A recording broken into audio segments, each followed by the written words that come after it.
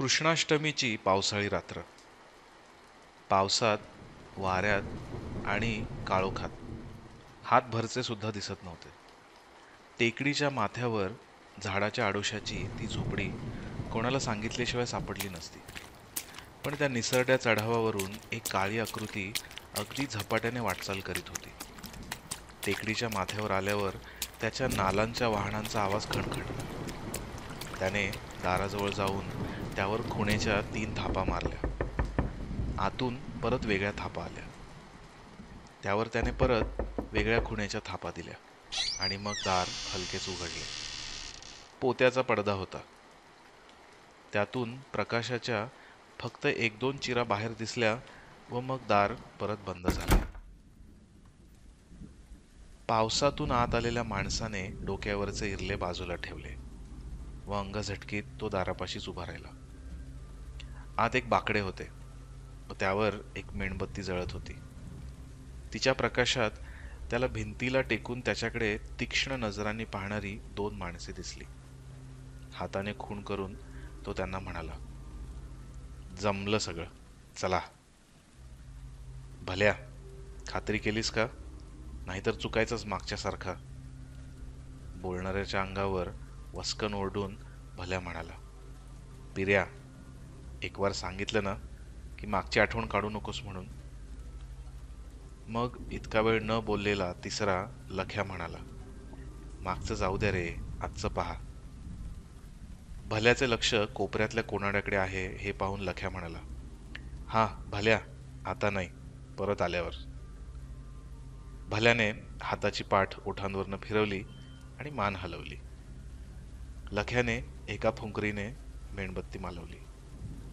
जरा वेळाने त्या रात्रीत आणखी 3 काळ्या आकृती मिसळल्या.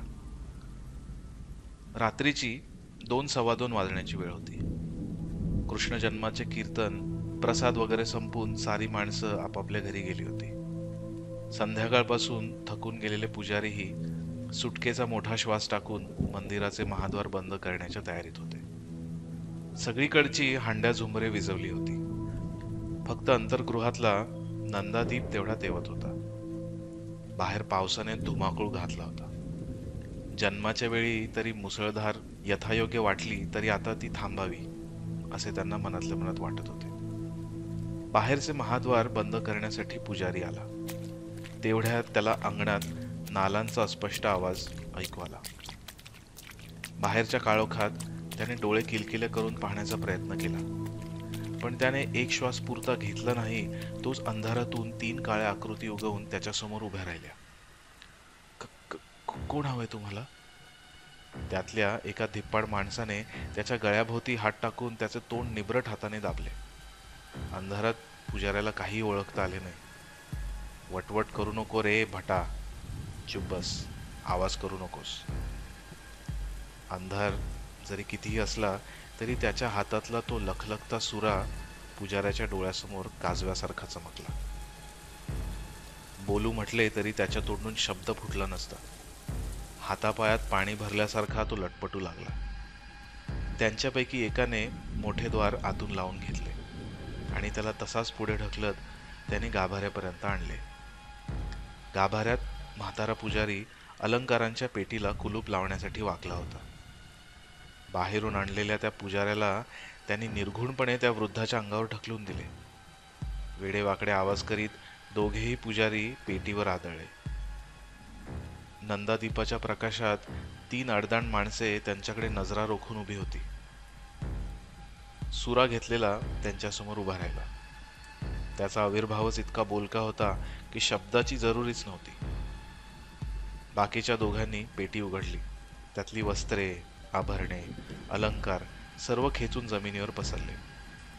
सोन्याचे व मोत्याचे दागिने त्यांनी एका पिशवीत भरायला सुरुवात केली.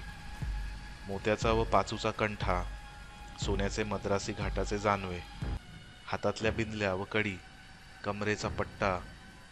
वृद्धाच्या डोळ्यात पाणी आले. "हर हर, काय करता तुम्ही? देवाघरची चोरी?" "गप्प बस रे थेरड्या, तोंड उघडू नकोस." "देवा, काय रे तुझी निर्भत्सना? नराधमांनो, हे जागृत दैवत आहे."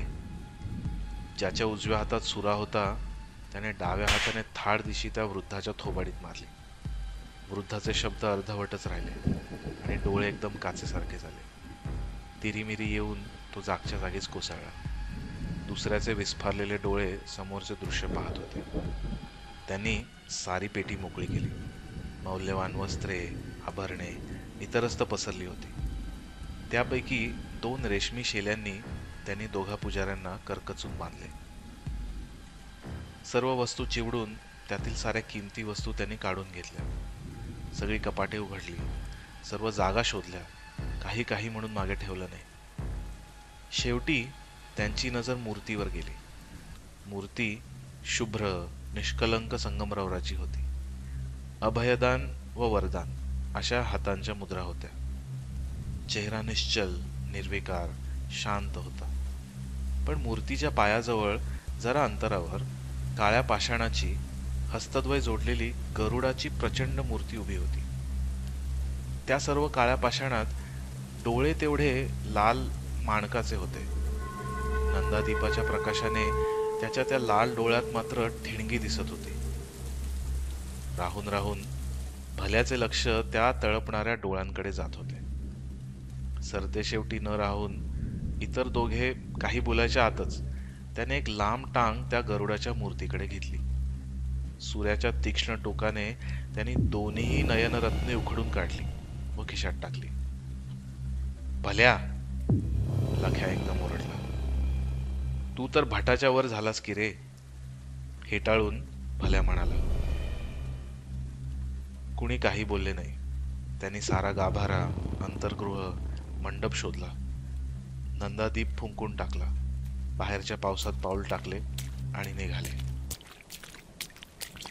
निसरड्या वाटेवरून 3 काळ्या भिन्न आकृती त्या झोपडीजवळ आल्या. दाराचा कुरकुर आवाज झाला व जरा वेळाने आत मेणबत्तीचा प्रकाश पसरला.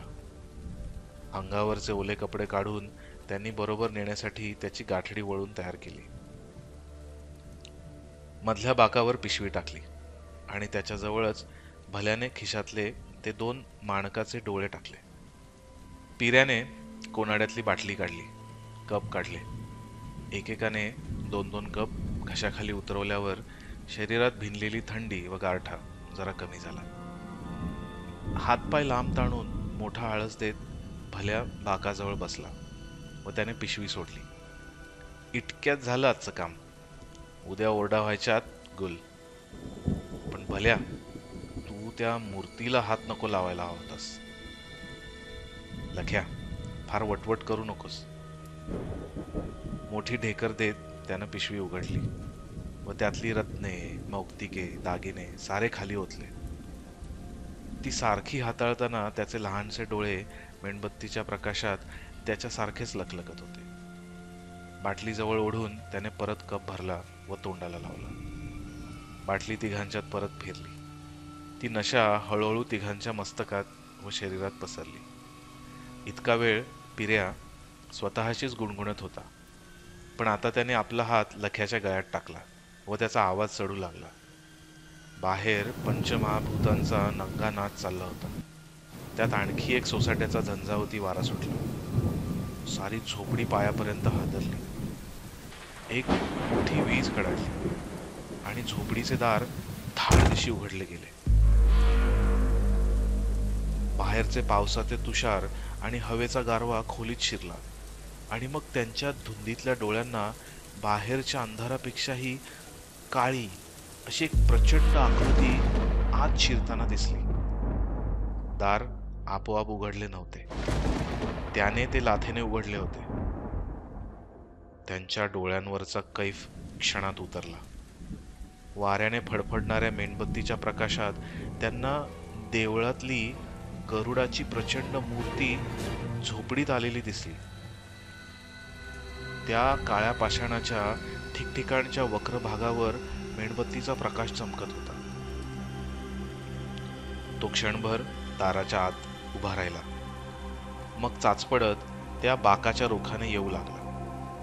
कारण त्याच्या चेहऱ्यात डोळे नव्हते. तिघेही दगडासारखे निर्जीव होऊन थिजलेल्या डोळ्यांनी त्याच्याकडे पाहत होते. हळूहळू पुढे येऊन त्याने बाकावरून हात फिरवला व त्याचे माणकाचे 2 डोळे उचलले. दोन्ही हातात दोन्ही डोळे घेऊन त्याने ते आपल्या चेहऱ्यात बसवले आणि मग त्या लाल डोळ्यांनी त्याने त्या तिघांकडे निरखून पाहिले. क्षणभर तो जागच्या जागीच उभा राहिला व मग पंखावरचे पाणी निथळण्यासाठी त्याने ते प्रचंड पंख एकदा फडफडवले. त्या सोसाट्याच्या वाऱ्याने ती झोपडीच मुळासकट उडून जाते की काय अशी त्यांना भीती वाटली. मग आला तसा धीम्या पावलांनी तो परत दाराबाहेर गेला. ज्या ज्या दगडावर त्याची पावले पडली तिथे तिथे लहान लहान खळगे पडले होते. त्याच्यात पाणी साचत होते. ते तिघेही जागच्या जागी खिळून बसले होते. बाहेर परत एकदा खूप मोठी वावटळ सुटली. एखाद्याला ती प्रचंड पंखाच्या फडफडाटासारखी वाटली असती तर नवल नव्हते. आणि मग एक हाक आली, भल्या. ती हाक त्याच्या शरीराच्या कणाकणातून पायाखालच्या जमिनीच्या अणुरेणूतून घुमली. माणसाचा आवाज घडवण्यासाठी जणू काही ज्वालामुखीतून उफाळणारा तप्त रस, खळीतून फोफावणारा धबधबा, भुयारातून घोंगावणारा वारा वापरला होता. तारेने खेचलेल्या बाहुल्यासारखा भल्या उभा राहिला आणि दाराच्या रोखाने निघाला.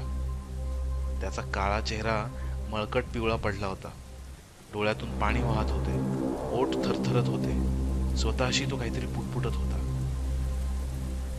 फरफटणाऱ्या पायांनी, अडखळणाऱ्या पावलांनी तो बाहेर गेला आणि एक क्षणमात्र कमी झालेल्या गोंगाटात त्याची एक अर्धवट किंकाळी ऐकू आली. पुन्हा ती हाक गरजत निनादत घुमत आली, पिर्या. रडत रडत ओरडत पिर्या उठला. वाटेत उंबऱ्याला अडखळून तोही फरशीवर पडला. परत उठला आणि बाहेर गेला. क्षणभर टिकलेल्या शांततेत त्याचे अर्धवट ओरडणे ऐकू आले, नको नको, माझे डोळे. आणि तिसऱ्यांदा गर्जन आले, लख्या. हाताने घट्ट धरलेले बाक निर्जीव झालेल्या हातातून सुटले, उलटले. मेणबत्ती विझली. तरीही त्या अंधारात अस्पष्ट दिसणाऱ्या दाराच्या चौकटीकडे लख्या गेला.